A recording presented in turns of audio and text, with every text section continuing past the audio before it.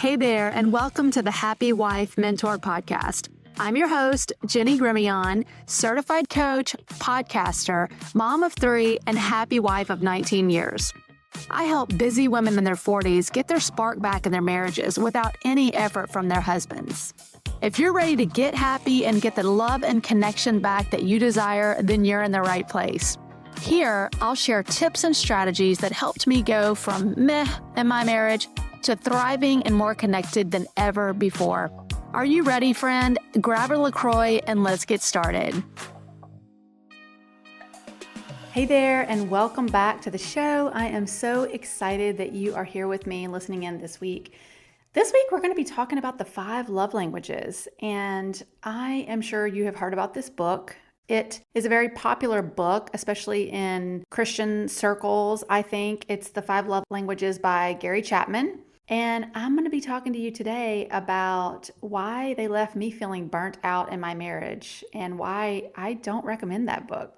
So if you know anything about the 5 love languages, you know that the primary premise of the book is that each person has a primary language, a way that they like to be loved. And sometimes we can have a secondary, but primarily it's one way that you feel loved. And there's a little quiz that you take and all of this. And the 5 love languages are words of affirmation, acts of service, receiving gifts, quality time, and physical touch. For me, when I took the test, it was words of affirmation. And for my husband, his main one was acts of service. So naturally, me being like Miss Go-Getter and, hey, we're going to have a great marriage. Can anyone relate? I am like, oh, I can do this. Yeah, acts of service. Okay, so that means I do whatever he needs.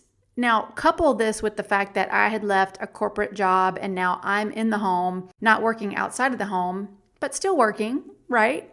I'm just feeling like maybe I'm supposed to kind of move into the assistant role. So you mesh all this together, and what I found myself doing was being resentful of ways that I was trying to honor his need for acts of service as the way that he felt loved. It just left me feeling burned out. Like the day that he asked me, hey, can you take these to the dry cleaners for me? You know, because my husband travels for work and wears clothes that need to be dry cleaned. That particular day, I had a workout class that I was excited to get to go to. And I said, well, yeah, I mean, he needed me to do it, right? So I decided to run his errand for him and in turn missed my workout class, which made me mad, to be honest. And I was resentful of that. But again, I was doing his love language. So that's what you're supposed to do, right? I want to give you my points and why I feel that the love languages are not the way to go. Number 1, they can cause overgiving, which leads to resentment, which is exactly what I mentioned with my situation, especially if your husband, if you've had him take the test, have you had him read the book, and his primary love language is acts of service. Well, you might find that you're doing things for him that keeps you from being in your joy and making yourself happy because you're putting those things aside to make sure that you are honoring him and the way he wants to feel loved with acts of service. Number 2, it causes you to kind of be in this like tit-for-tat mindset, because now, of course, I know what my love language is, which is words of affirmation. So it's almost like you find yourself in a situation where you are doing his love language, but you're expecting him to do the same thing back. So there's a lot of expectation that we're putting on our spouse there. I'm over here focused on acts of service and making sure that I'm checking all those boxes. But yet, well, wait, you're not giving me words of affirmation. So I found that it kind of puts you in a negative mindset, which is like I've talked about on this show before, where our brains want to go is the negative, and it keeps us focused on what they're not doing. And it keeps us focused on things we cannot control because we cannot control our spouse and what they're doing. We can only control ourselves. And then thirdly, I found that the love languages strategy keeps you focused on doing more. Well, I need to do more for them. Even if it's gift giving, maybe that you had found out you need to be getting them things. And that's how you're going to show them that you love them, is to get them gifts. And again, there's nothing wrong with giving your husband a gift or doing something for them. That's not the point. I just think that when you're solely focused on, well, their love language is what I have to do, and if I do this, they're going to also focus on my love language and I'm going to get what I want. I find that it becomes a mindset of like, what am I doing? Instead of the feminine qualities that really cause magnetism to your husband that most of us were never taught, me included, which are receiving. And then also self-care, which is where we start with all of this, which is really making sure that you're filling yourself up every day with things that make you happy and really staying mindful of that so that you can show up and be the person that you want to be, respectful and kind and understanding to your family and your spouse, right? And then the fourth reason why I don't think that the love languages are the way to go is because if I'm honest and I'm looking back at the love languages, I don't want to only be loved by words of affirmation. I actually want all 5 of the love languages. I want to be affirmed with you telling me you love me. I want you to do things for me. I want to receive gifts. I actually like gifts. I mean, who doesn't like a gift? I want quality time with you.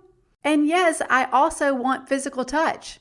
So why would you settle? Why would I settle for only one love language? I don't understand. And there was just so much weight put into this book, I feel like, in the church communities and Christian communities that it never worked for me. And again, it left me feeling burnt out. I just wanted to share these thoughts with you. And if you have been using the love languages, or maybe you've tried it just didn't click for you, well, maybe this is why. Let me recap what we talked about today and the 4 reasons why I think that the love languages are not the way to go and is not the way to get love and connection back in your marriage is because, number 1, they can cause you to overgive, which causes feelings of resentment. And you may not even realize it, but you can start to feel very resentful.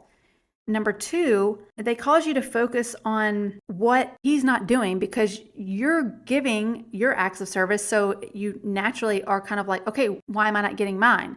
Is he giving me mine? It causes you to have a negative mindset and focus on something that you cannot control, which is, what is he doing? Why is he not giving me my love language? You can't control that. So it causes a negative mindset. Number 3, the 5 love languages focus on you doing more and always focused on what you can do versus receiving from a man. When we talk about receiving help around the house, receiving compliments, receiving love in the way that he wants to give it, and also self-care.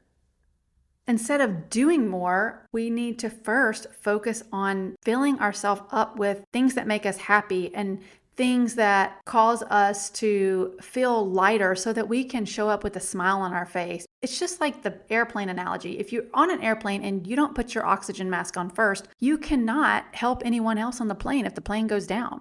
It's the same thing here. And so staying focused on doing more does not allow you to focus on yourself, which is where all of this starts. And then the 4th reason why I don't agree with the 5 love languages is because why would we settle for only one way of being loved and just settle for that? I don't want that. I want to be loved in all of those ways that the book mentioned, which is words of affirmation, acts of service, receiving gifts, quality time, and physical touch. And if you focus on what I teach and what I have talked to you and taught you here on the podcast, if you want to go back, the last 7 episodes, I did the mini series on the 7 keys to love and connection in marriage. If you focus on those skills, then you're going to get all 5 of the love languages. You will. So I challenge you today to really think about this and maybe just throw the book in the donation bin is what my challenge would be for you today, because I don't think that it's going to get you where you want to go in your marriage. And I know it's a bold statement, but yeah, I'm not a 5 love languages fan. Sorry, Gary. Anyway, I hope that this helped you today. And if you have any questions at all, or if you have any comments, I'd love to hear what you think about this bold statement I'm making here. I would love for you to email me at coaching@jennygrimion.com, or you can send me a DM on Instagram at jennygrimion. I look forward to seeing you right back here, same time next week. Take care. Hey girl, I hope this podcast episode blessed you today. If it helped you in any way, I would so appreciate it if you shared it with a friend. Sharing is caring, and it's the best way for you to support me in this work. I would also love to hear from you. You can DM me on Instagram at Jenny Grimion, and you can also join my free Facebook community at the Happy Wife Club with Jenny Grimion. So go do something fun for yourself today, and I'll see you right back here next week.